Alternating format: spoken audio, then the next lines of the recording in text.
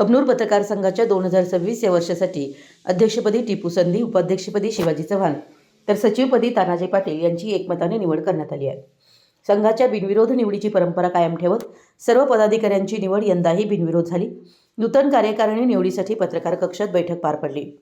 मावळते अध्यक्ष युवराज पाटील यांच्या अध्यक्षतेखाली झालेल्या या बैठकीत नूतन कार्यकारिणीची घोषणा करण्यात आली.